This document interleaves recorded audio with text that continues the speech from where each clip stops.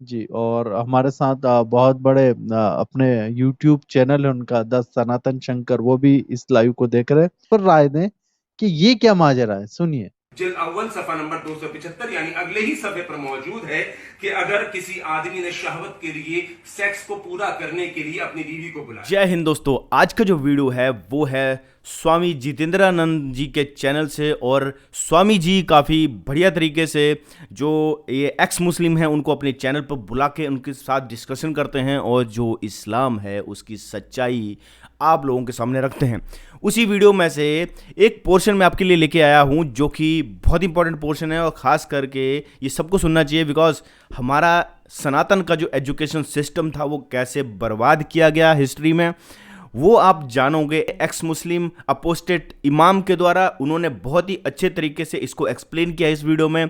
साथ ही साथ इस वीडियो में आपको मैंने जो क्लिप दिखाई वो भी आपको वहाँ पर उसके बारे में इमाम जी की क्या राय है वो भी आपको सुनवाऊंगा। तो वीडियो पूरा जरूर देखिएगा दोस्तों। वीडियो में लगाता हूँ स्क्रीन पर बिना कुछ देर के हुए। इस वीडियो का जो क्रेडिट जाता है स्वामी जितेंद्रानंद जी को जाता है और उनके जो चैनल का लिंक है और वीडियो का लिंक है वो मैंने डिस्क्रिप्शन में दिया है वीडियो के एंड में, जहां पर मैं अपने व्यू अपने विचार आपके साथ शेयर करूंगा। तो वीडियो पूरा जरूर देखेगा और अगर चैनल को सब्सक्राइब नहीं करा है मित्रों भाइयों बहनों तो आप प्लीज़ कर लीजिए। और हमारे साथ बहुत बड़े अपने यूट्यूब चैनल है उनका, द सनातन शंकर, वो भी इस लाइव को देख रहे हैं। और बहुत बढ़िया काम वो कर रहे हैं सनातन शंकर जी। उनका बहुत आभार है हृदय की गहराइयों से कि वो दिन रात लगे रहते हैं और एक्स मुस्लिमों की जो सच्ची बातें हैं वो समाज तक पहुंचाते हैं और राष्ट्र का बड़ा कार्य करे। तो ऐसे सनातन शंकर भाई का भी बहुत आभार है।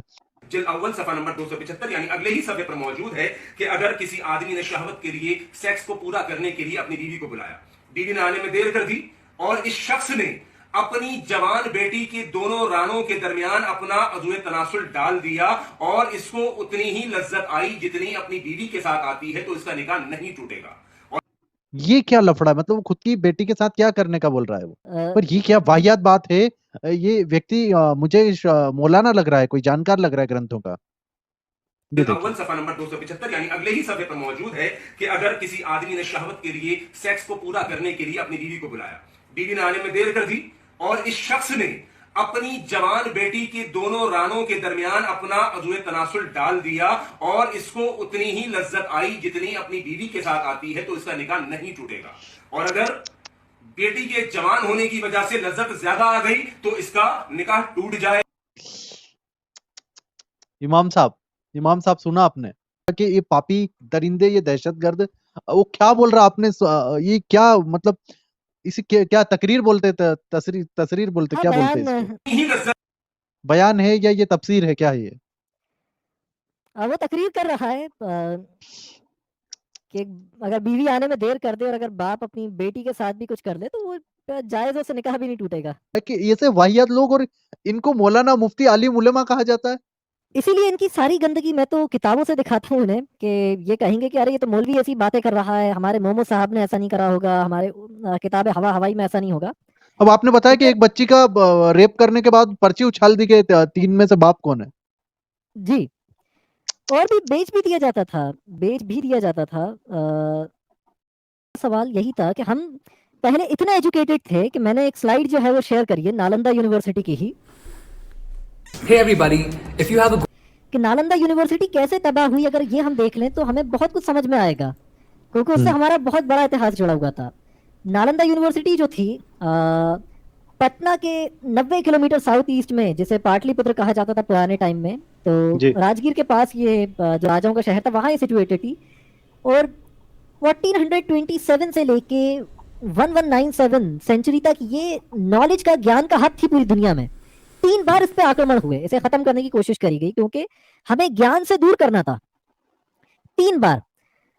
और हमें बहुत कोशिश करी गई कि किसी तरह ज्ञान से दूर करने की, नॉलेज से दूर करने की। अंग्रेजों ने बहुत ज्यादा कोशिश करी कि हमें एक्चुअल नॉलेज से दूर करा जा सके, ताकि हमारे बीच जो कम्युनिस्ट एजेंडा है वो चलाया जा सके, हमारी ब्रेन वॉशिंग करी जा सके। हम जब बेवकूफ होंगे तो हम काउंटर नहीं कर पाएंगे। आप नालंदा यूनिवर्सिटी की अच्छी चीज ये देखें कि वो गोल्डन एज कहलाता था इंडिया का। जब राजा कुमारगुप्त पहले जो थे, उन्होंने, प्रथम राजा कुमारगुप्त जो थे, उन्होंने इसे बनाया था 1415 से लेके 1455 सेंचुरी के बीच में। और फिर बाद में जब इस पे कई बार आक्रमण हुए तो इसको राजा हर्षवर्धन ने फिर से बनाया था। 750 साल तक ये पूरी दुनिया को एजुकेट कर रही थी, पूरी दुनिया में लोग इससे पढ़ने आते थे।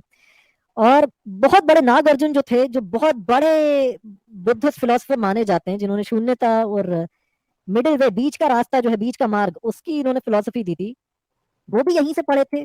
आर्यभट्ट जो थे वो यहाँ के हेड थे। और नालंदा यूनिवर्सिटी के बारे में अगर देखें तो यहाँ पे सबसे बड़े जो वेद बोलेंगे आचार्य राहुल श्रीभद, वो भी यहीं से पढ़े थे और यहीं पे लोगों को दवा इलाज की शिक्षा दिया करते थे। और हमें पता इस तरह चला कि जब यहाँ पे जूहैन जब गए थे पढ़ाई करके, तो वो 655 किताबें जो थे, 657 किताबें ले गए थे जो दलाई लामा के पास रखी थी, वो उन्होंने जी। डोनेट करी। तो हमें पता चला नालंदा यूनिवर्सिटी के बारे में, हमें पता चला कि जब यीजिंग जो थे वो भी एक यहाँ पे पढ़ने आए थे चाइना से, और वो यहाँ पे कई किताबें चीन लेकर गए, और 400 किताबें थी संस्कृत में, वो उन किताबों को लेकर गए, और जिसकी वजह से हमें पता चला नालंदा यूनिवर्सिटी में कैसी पढ़ाई होती थी, क्या होता था। और 10,000 तो यहाँ पे एक साथ लोग पढ़ते थे। मेन चीज ये थी कि आप पे कब्जा करने के लिए आपका गुरुकुल सिस्टम खत्म करा गया, आपका गुरुकुल सिस्टम खत्म बेस। करा गया ताकि आपकी फाउंडेशन खत्म हो जाए। यहाँ पे 1500 से ज्यादा तो टीचर जो थे, गुरु, वो पढ़ाया करते थे एस्ट्रोनॉमी। आर्यभट्ट सोचे, इतना बड़ा जो मैथमेटिशियन, एस्ट्रोनॉमी के फाउंडिंग जैसे आप मेंबर्स बोल सकते हो सब्जेक्ट के, वो यहाँ पे हेड थे। महात्मा बुद्ध माना जाता था कि उन्होंने अपना तीसरा उपदेश यहाँ पे दिया था। और इस जगह पे नालंदा यूनिवर्सिटी पे क्या हुआ, 3 आक्रमण हुए। हंस ने करा 455 के बीच में, उन्होंने वहां ये उन्होंने काफी से बर्बाद करा। फिर दूसरा आक्रमण कर दिया था इस पे हुंस। गहतास ने, जो बंगाल के थे। हम्म। और आखिरी हमला करा मोहम्मद बख्तियार खिलजी ने, और उसने इसे पूरा जला दिया। 3 महीने तक नालंदा जलती रही, आग निकलती रही, और 3 महीने तक सारी किताबें जल के वहां की खत्म हो गई। अभी जिसकी आक्रमणकारियों की भाई बात कर रहे थे, मोहम्मद गोरी ने ही यहाँ पे हमला कराया था बख्तियार खिलजी को, ये उसका जर्नल था। ये गुलाम भी था मोहम्मद बख्तियार गोरी, खिलजी। बख्तियार खिलजी जो था वो मोहम्मद गोरी का जर्नल था। उसी ने इसे भेजा था कि यहाँ पे जाके जी। हमला करो, कि बंगाल और बिहार मुझे जीत के दो भारत के अंदर। जी। और इसको बुलाने वाला कौन था? इसको बुलाने वाला वो था जिसकी दरगाह पे नाम नहीं लूंगा, सबसे ज्यादा हिंदू चादर चढ़ाता है, उसने मोहम्मद गोरी और बख्तियार खिलजी को बुलाया था कि आओ यहाँ पे आक्रमण करो। फिल्मों में सबसे ज्यादा उसी के गाने बनते हैं। अब लोग कमेंट में लिख दे किसकी दरगाह की बात कर रहे अजमेर हैं, मैं नाम नहीं ले शरीफ, रहा। अजमेर शरीफ पे बिल्कुल। जाके। उसी ने बुलाया, और अगर उसी की वजह से पूरी नालंदा यूनिवर्सिटी 3 महीने तक जलती रही। और आज भगवान बुद्ध को मानने वाले लोग आज आज जय भीम और जय भीम का नारा लगा रहे हैं। मतलब हमारा जिन्होंने गुरुकुल जलाए, बौद्ध गुरुकुल जलाए, उनको ही आप क्या कह रहे हैं, गालियां जिनको कोसना चाहिए उनको साथ में लेकर के ये लोग इस प्रकार से वो कर रहे हैं। अब ये जो है लोगों ने, हाँ, सही नाम लिख रहे हैं लोग, जिनका भी लिख रहे हैं, अभी तक सारे नाम जी सही जी, आ रहे हैं। तो बिल्कुल लोग सही है। पहुंच गए। जोधा अकबर, हिंट के लिए बता दूं, फिल्म में गाना भी था उनके ऊपर। जी जी। तो और आप सोचें, ये हमारे अंदर इतनी इंसानियत थी कि आचार्य राहुल श्रीभट एक बहुत बड़े आचार्य थे। बहुत बड़े, बहुत उन्होंने बड़े। जब ये देखा कि बख्तियार खिलजी बीमार हो गया, यहाँ पे लोगों को मारते काटते, सनातन धर्म के लोगों को ही, तो वो बीमार हुआ। लोगों ने कहा कि आपको आचार्य राहुल श्रीभट ही ठीक कर सकते हैं। तो ये उसको देखने गए, आचार्य राहुल श्रीभट। उसने कहा कि मुझे तुम काफिर से कोई इलाज नहीं कराना, कि या तो उसकी तकलीफ इतनी बढ़ गई कि फिर तंग आके उसने कहा कि चलो मेरा इलाज कर दूं, मगर तुम मुझे कुछ भी खाने पीने का नहीं दोगे, काफिर के हाथ का तो कुछ नहीं खा सकता मैं। और उन्होंने उसे कुरान दिया नालंदा से लाके, यानी वहां पे कुरान भी था। वो लोग इसको भी पढ़ते थे, इस मजहब को भी लोग पढ़ते थे। यानी नालंदा इतना बड़ा हब था कि इनकी किताबें भी मौजूद थी, जहां इनके पास खुद अपनी किताबें नहीं होती थी। यहाँ पे नालंदा पे उनकी किताबें मौजूद थी, उनकी मजहबी किताबें यहाँ पे मौजूद थी। उन्होंने दवा लगा के जो है किताबें हवा हवाई पे दी, और वो थूक से चाटता जाता उसके सफ़ों को, उसके पेजेस को, पलटता जाता उसके पुष्टों को, और धीरे धीरे वो ठीक हो गया। उसने जब पूछा आचार्य राहुल श्रीभट ने कि आखिर उसने पूछा आचार्य राहुल श्रीभट से, मुझे कैसे ठीक कर दिया? उसने कहा, मैंने इस किताबें हवा हवाई पे दवा लगा दी थी। उसे इतना गुस्सा आया कि उसने पूरी नालंदा यूनिवर्सिटी को जला दिया, और गाजर मूली की तरफ वहां पे सारे गुरुओं को मरवा दिया। 3 महीने तक नालंदा जलती रही। बाप रे। और इस पे सीताराम गोयल जो है सबसे ज्यादा उन्होंने किताबें लिखी। वो एक टाइम पे बहुत कट्टर कम्युनिस्ट थे, बाद में वो सनातन धर्म की तरफ आए थे। उन्होंने बताया कि सूफीज्म ने जितना नुकसान पहुंचाया है, ये हजारों साल से मारकाट कौन कर रहा था? आपका सूफी ही तो कर रहे थे, सूफी संत ही कर रहे थे। ये जासूस थे किलर थे, उससे भी बदतर थे। अब मैं राक्षस। क्या करूं इनके बारे में, अगर मैं दिखाऊंगा इनकी किताबों से तो फिर वो होगा कि आप अभी टारगेट नाम भी कर नहीं रहे ले हैं। रहा, लोग समझ गए कमेंट में। जी। वरना बलात्कार करें इन्होंने, हिंदू जी। बच्चों को कट्टा देखा है जिनकी ये दरगाह पे चादर चढ़ाते हो, हंसते थे ये लोग। ये बुक है वो मेरे पास, जिस बुक में पूरी सच्चाई लिखी गई है। अहमद खान की, और अहमद खान हाँ की है। जी, इस किताब में मैं पूरा सब डिटेल जल्दी लोगों तक पहुंचा दूंगा। ये किताब वैसे तो शायद 3,500-4,000 रुपए का भी मिलता है, लेकिन हम इसको पीडीएफ करवा दिया गया है, तो टेलीग्राम ग्रुप में सभी को ऐसे मुफ्त में हम कोशिश करेंगे मिल जाएगा। तो ये पुस्तक है जिसमें बहुत सारी सच्चाइयां जो इमाम साहब बता रहे हैं वो डॉक्यूमेंटेड प्रूफ के साथ, इसमें एविडेंस के साथ इस पुस्तक में है। और इसी के आधार पर मैंने एक बार भाषण दे दिया था, मेरे ऊपर 55 जगह एफआईआर हुई। 700-800 पुलिस वाले अलग अलग जगह, अलग अलग राज्यों की पुलिस आ गई थी।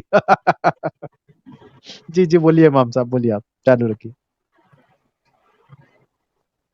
लोग दिखेंगे जो उस गिरगटमार यूनियन गैंग में चले गए, वो गए जो गरीब तो जिजिया दे ही नहीं सकते थे, उनसे जिजिया मांगा जाता था, वो जिंदा रहने की कीमत थी, हर साल देना है।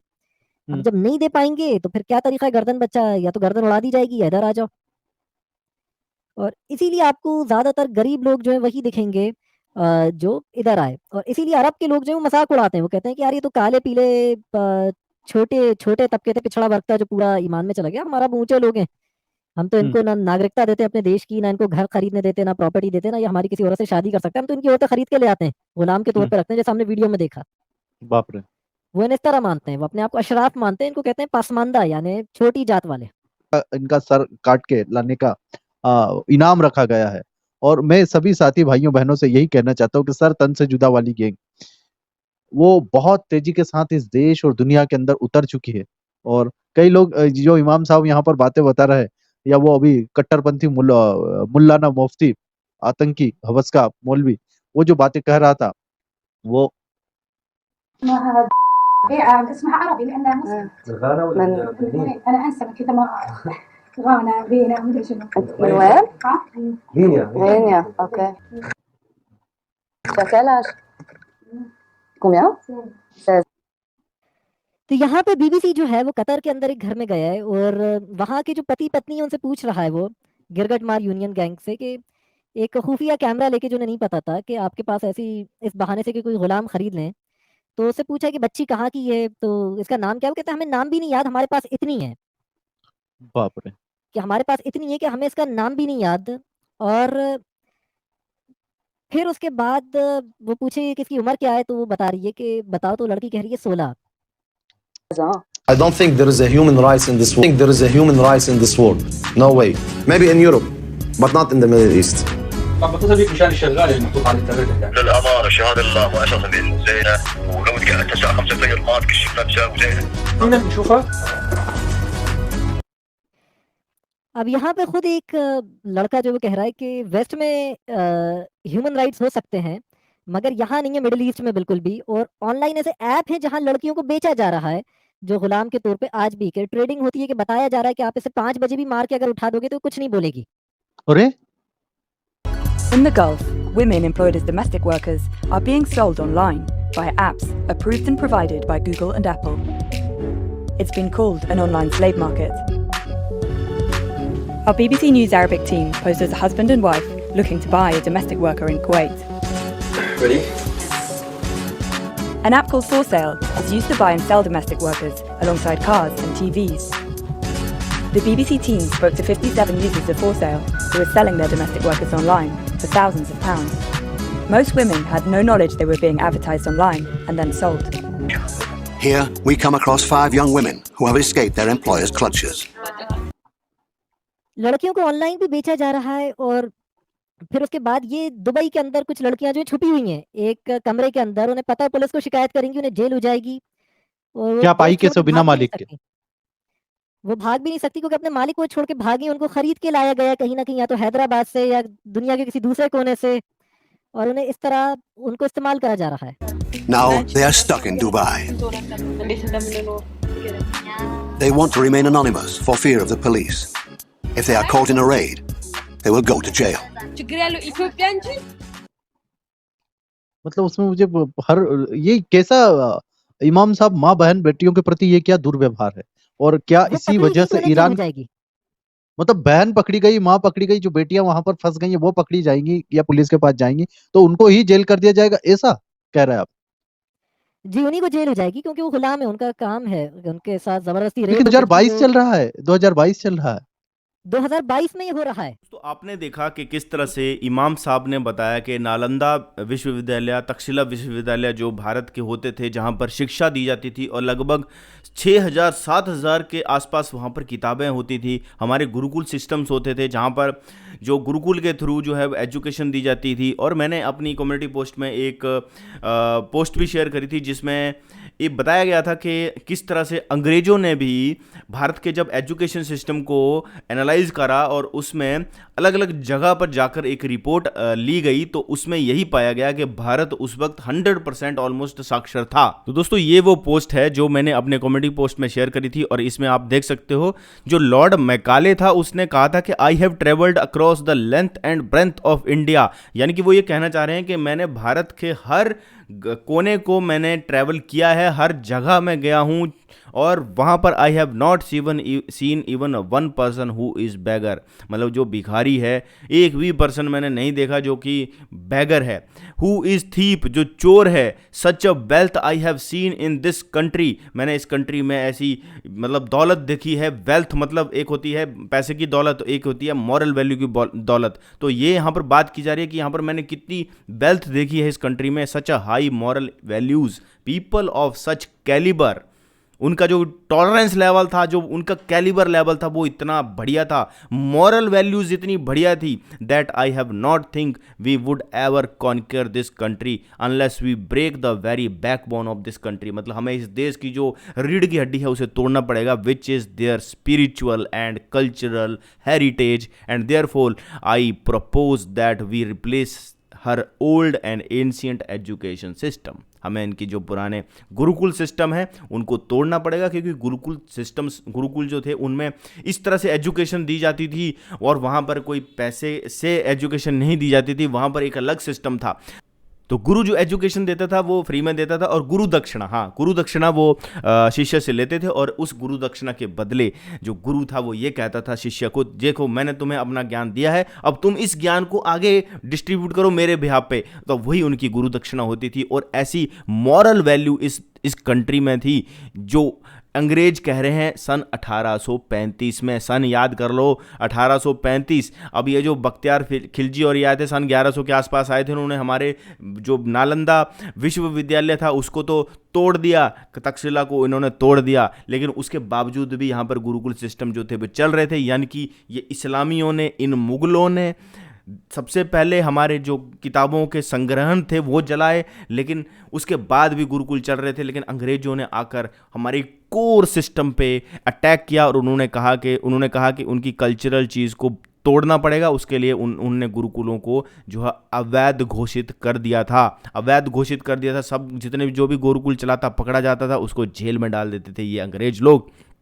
और उसके बाद ये लिखते हैं कि I propose that we replace her old and ancient education system and her culture, for if the Indian think that all the foreign and English is good and greater than their own, उन्हें ऐसा एहसास हो कि English और foreigner जो है वो हमसे ज़्यादा बेहतर हैं। और ये आज हो रहा है, हम यही समझ रहे हैं, हमारे लोग यही समझ रहे हैं कि अंग्रेज बहुत अच्छे हैं, उनका जो एजुकेशन सिस्टम बहुत अच्छा है, उनकी अंग्रेजी बोलने का तरीका बहुत अच्छा है, और वो लोग अंग्रेजी बोलते हैं तो हमें भी अंग्रेजी बोलनी चाहिए।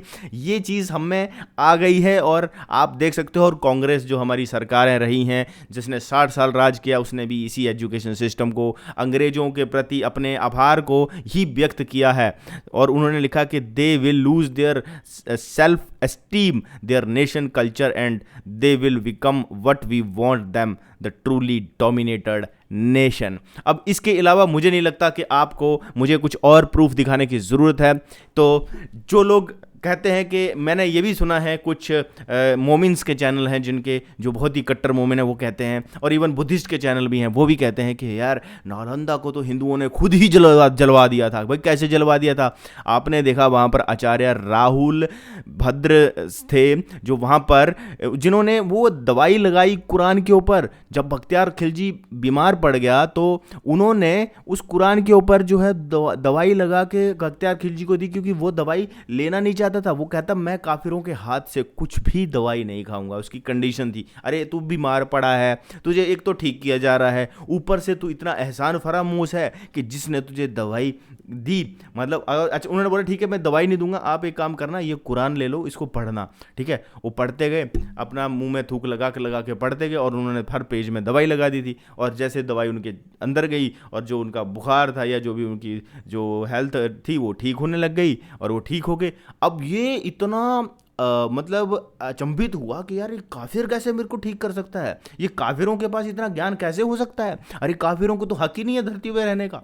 यही आज के मुस्लिम की सोच है। जो लोग सेकुलर है ना, उनको मैं बता देना चाहता हूँ आप बहुत बड़े धोखे में हो। ये हिस्ट्री से शिक्षा लो कि बख्तियार खिलजी ने कहा कि काफिरों को और जो है वो उनको अधिकार ही नहीं है, तो कैसे ठीक कर सकता है वो मुझे। उसने इतना गुस्सा आ गया कि कैसे हो सकता है, अरे हमारे अल्लाह का कानून तो सबसे ऊपर है, ये कैसे हो सकता है कि कोई काफिर जो है वो हमें ठीक कर दे रहा है। अरे क्योंकि इन्होंने देखा नहीं था ना अरबिस्तान में, वहाँ पर जो लोग गरीब थे उनको ये काफिर समझते थे। जब हिंदुस्तान में आए तो उन्होंने देखा यार हमारे से ये ऊपर कैसे हो सकते हैं, तो इनके अंदर चिढ़ मच गई, इनके अंदर वो जो इन्फीरियर कॉम्प्लेक्स है वो आने लग गया कि यार ये तो काफिर हैं, ये नीचे हैं, ये हमसे ऊपर कैसे हो सकते हैं, इनका विज्ञान हमारे से ऊपर कैसे हो सकता है।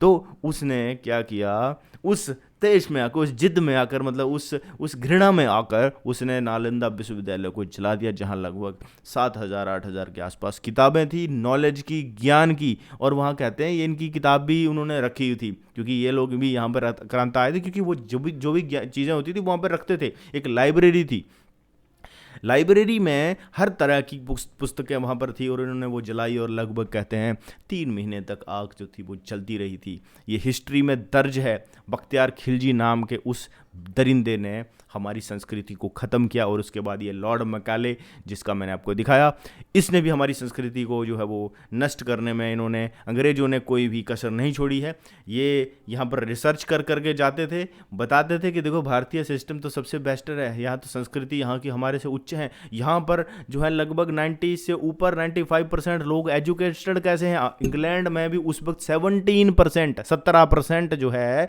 वहाँ पर एजुकेटेड लोग थे, लेकिन उस वक्त इंडिया में 1835 में लगभग 95%, जिसको मैं 100% ही मानता हूँ कि ऑलमोस्ट 100% लोग जो थे वो एजुकेटेड थे। तो हमारा एजुकेशन सिस्टम कितना बढ़िया था, लेकिन इन्होंने कैसे रिप्लेस कर दिया आज। तो ये एजुकेशन सिस्टम हमारे स्कूलों में पढ़ाया जा रहा है, और इवन मैंने देखा है कुछ ऐसे स्कूल हैं जो कि सनातन संस्कृति के स्कूल हैं, वहाँ पर भी जो है वो ज़्यादा इंग्लिश को ही इंपॉर्टेंस दी जा रही है। भाई इंग्लिश एक भाषा ही तो है, इंग्लिश जान लेने से आप ज्ञानवान नहीं हो जाओगे। आपको अगर ज्ञान चाहिए तो ज्ञान किसी भी भाषा का मोहताज नहीं है।